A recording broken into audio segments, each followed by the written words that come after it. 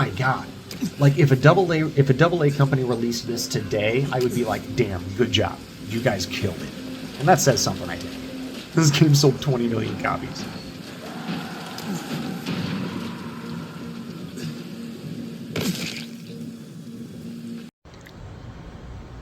Dying Light.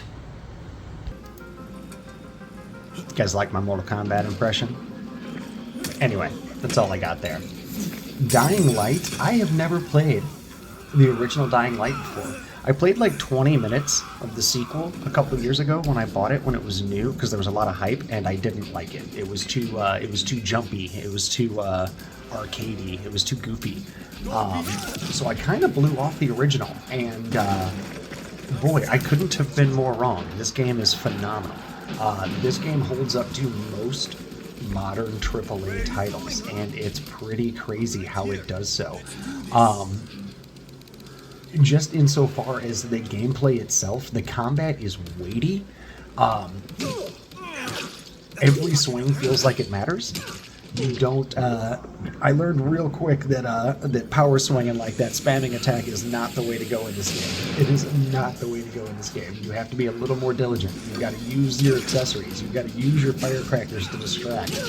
You've got to use your Molotovs to take out groups. You've got to upgrade and modify your weapons. Give them some bleed effects. Give them some electrical effects. I did not realize most of those were there at first, and I was making the game much harder. You have no idea how many deaths I've edited out of this 15-minute video here, or this 12.5-minute long video here. I have died upwards of a dozen times, 15 plus, in the first 6 hours of this game. Absolutely loving it though. Absolutely loving it. I did the Mother's Day side quest, and that was a lot of fun with the psychopath that had the mom made out of rags and mop buckets and shit. That was freaking amazing. So yeah, here we're doing the voltage side quest. Just a couple of fetch quests, nothing serious, but it takes you across the map. It gives you a couple of convenient save points to liberate along the way, along the route. So you've got a couple of ways to get sidetracked, a couple of different things to find when you're there. Really good jump scare right here. Was not expecting that. I jumped out of my pants a little bit when I came around the corner. That was a good one. So yeah, that's another thing. Beyond the gameplay itself, the mood. Like, the mood is freaking amazing, and we'll get back to that later on in the video here. But you are constantly in a state of tension, and especially at night. But boy, does this game do things well. Now the leveling is relatively simple, but it feels impactful. Every skill that you unlock, every ability that you unlock is useful, is unique. You've got your sliding mechanic to get through little gaps. You've got your power attack mechanic. You've got, eventually you get your grappling hook, which I'm slowly but surely building my survival skill up. By the end of this video, I'm at level 5 in agility, combat, and survival.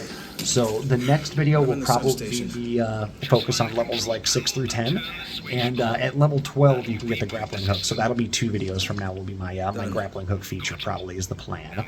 So I am absolutely loving this game so far. Now that I'm learning the crafting mechanics, which really adds a lot to it, like a lot more than most games crafting adds to it. Your weapons go from slow weighty pipe wrenches to this dastardly electrified bleeding device. Now here is a really interesting climbing area where you get to the top here to unlock your save point, which is really kind of cool. I love first-person perspective climbing in games. The Far Cry games are kind of the ones that initially got me hooked on it. I love the verticality of the From Software games. I think it's amazing. I really liked what what's their name? Gosh dang it. The not Bethesda people, Obsidian. I really liked what they did with Avowed. It had a lot of verticality to it. But I also have a crippling real-world fear of heights. And I get incredibly nervous when I'm in games like this because human brain chemistry is a weird bitch, is all I can say. So yeah, I get really uncomfortable. And right here, I cannot for the life of me figure out how to grab this ladder. Like, it does not seem possible. I'm going to crouch here because I'm so concerned about falling. I don't feel like I can get far enough off the lip. It feels like the ladder and the lip are right on top of each other. And I made one attempt to jump up at it and almost fell and scared the ever-loving bejesus out of myself. And, you know, I think I make one more attempt at a jump here, seeing if I can go at it from the other direction. But yeah, we're gonna nope right out of this. We're gonna nope right out. There aren't any objectives that are any higher than me on the map, so whatever's up there is just a treasure of some sort, and I don't care. So yeah, now we're gonna move on to the rest of the voltage. Mission. And the last step of this mission, after you unlock this one, is going to involve a third substation that's at night. And I'm going to tell you this right now. I am not good at night. I have not gotten good at nighttime yet. But you know what? That is one of the beautiful things about this game. By the way, look at this game's performance. And I know this is on modern hardware. I'm running on a 4060. It's nothing fancy, but it's certainly better than what was needed to run this 10 years ago, 11 years ago. Not even a little stutter. Okay, here's the final area, and look at how packed with zombies this place is. And I don't have any firecrackers. No Molotovs. Ah, Jesus, and a couple of them saw me. So this is going to be my first death here. No, I don't die here. I actually get away. I run away, and I attempt to do a little bit of a workaround, get all the way around, and then I'm like, you know what? We're gonna go tonight, because you're supposed to be here at night anyway. You're supposed to do this at night. You're gonna electrify this area is the plan, I think. So I'm like, okay, we're gonna go back and do this at night. And holy hell, nighttime in this game is something else. You are not wanting to fight. Oh, I think that one saw me. Yep. Okay, so it's time to run. It is time to run. Speaking of mood, this game has mood in spades. This game knows exactly what it's doing when it comes to mood. It does not mess around. The music amps up. You can look over your shoulder, but I never do. I'm too scared to. I just run. I just run until the map says I'm safe again. And here we are. We made it to our location. So the attempt here is going to be to sneak inside and hopefully just not be seen so that I can get into one of the buildings and flip the switch. And this is not easy. This is also one of those early mid-2000s games, open world games that had a lot of emerging gameplay. So this is where I start kind of thinking a little bit, ah, jeez. So this is going to be one of my deaths here. We'll have to come back and try again. And I tried 2 or 3 times at night, and it just does not work out. So I think to myself, what if I came here during the day?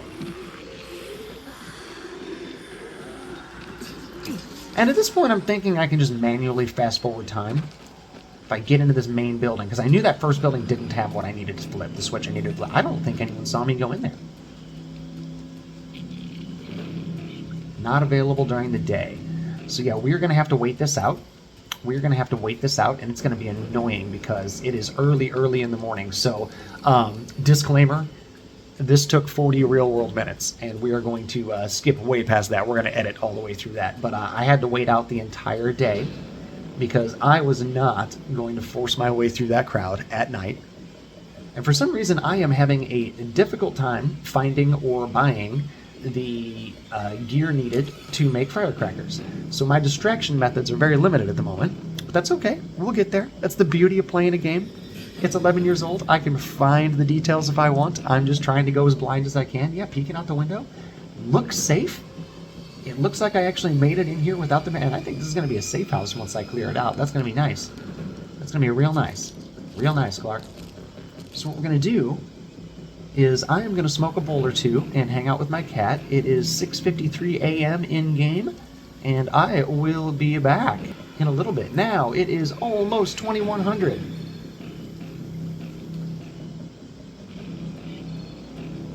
As far as the voiceover goes, I am as sober as I was a few moments ago, but in-game, I was significantly less sober. It's done. Fire it up now.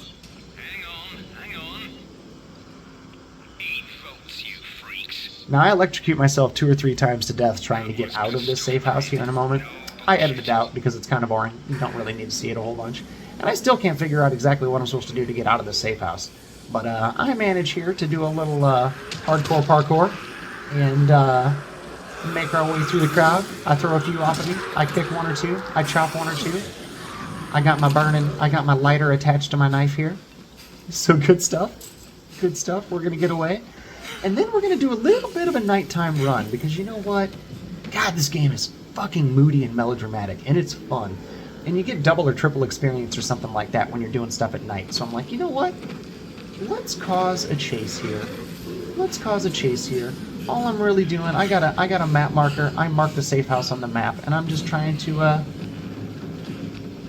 get a little bit of agility experience while we're here, because that's what this game's all about. This game's a ton of fun. I got it for $3.99 on Steam sale. I don't know if it's still on sale for $3.99. If you have not played this and you can get it for $10 or less, you really should. Absolutely incredible game. Like, I'm having a ton of fun with this. I'm having more fun with this than I had with Horizon Forbidden West. I am having more fun with this than I had with Far Cry 6. I am having more fun with this, let's see. I'm trying to think of like other major open world, like big open world games.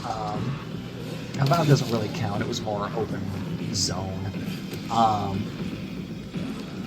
I didn't play Assassin's Creed Shadows, so I can't speak to that. But yeah, this 11-year-old game is holding up, and whether it's performance, whether it's graphics, because my God, except for the facial animations and the lighting, because I mean the lighting's sick, and they do a really, really good job with the atmospheric lighting, but like it's obviously not ray traced or anything. But even so, they do a really good job with that. But like aside from like individual blades of grass and shit, and like some shadowing and like ray traced lighting and stuff, it holds up. The lip syncing's not there, and like the facial animations and stuff, but who cares? My God, like if a double A company released this today, I would be like, damn, good job, you guys killed it, and that says something. I think this game sold 20 million copies. And at $3.99, it better sell a bunch more. So yeah, like and sub. I'm going to keep playing this game for a while. I'm having an absolute blast with it. My name's Tim. Thanks for being here. Take care.